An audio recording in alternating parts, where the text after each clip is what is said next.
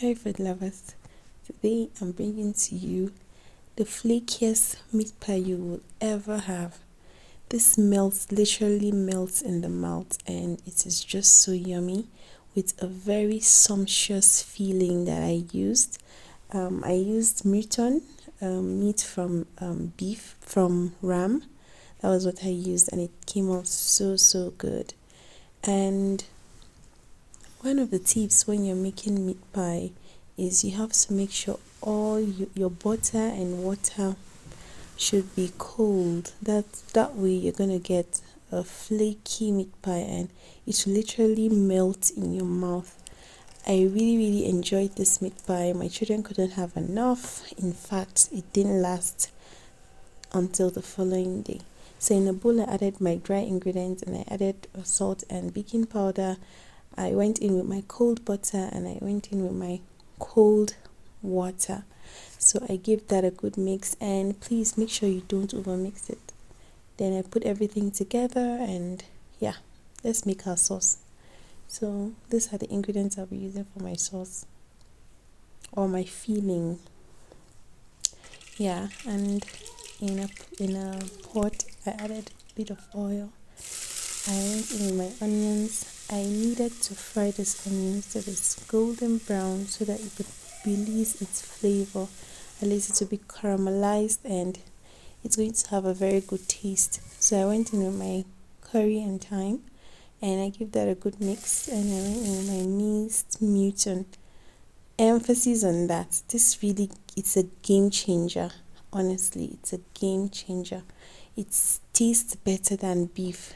But if you don't like it, you can go ahead and go and add your beef, So I went in with my pepper, yellow pepper, and a bit of chili pepper. Then I went in with my seasoning cube and my salt. Then I went in with my chili powder. I also added a bit of black pepper.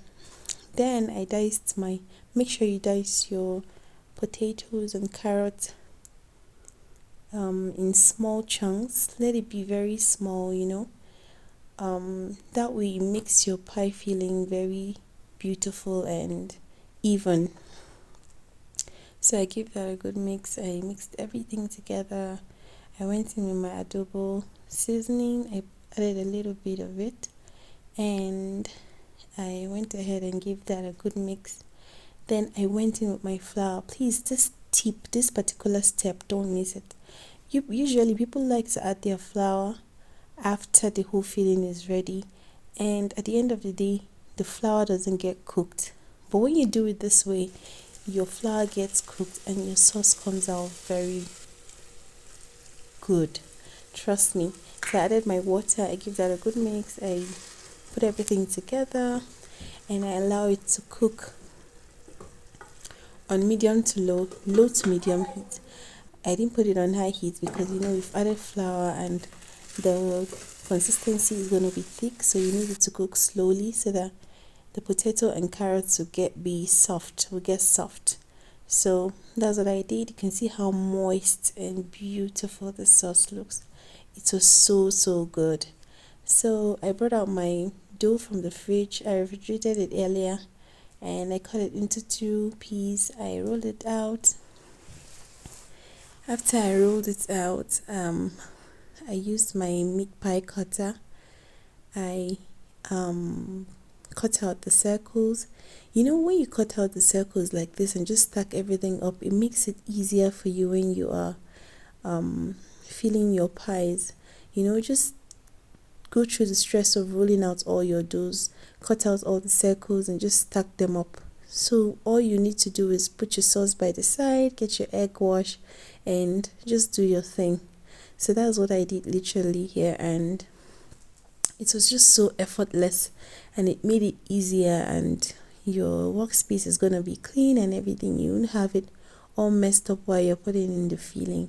So, and that's what I did, and I sealed everything up, and don't they look gorgeous? These pies look so gorgeous, and they were so tasty and soft. They were flaky, they were crunchy in a way. In fact, I don't know where to place this pie. It was just so good. And I was like, why have I been making meat pie the wrong way? We just keep things, we just use butter at room temperature, we use water at room temperature, and at the end of the day, we don't get that flakiness we should get when it comes to pies, you know.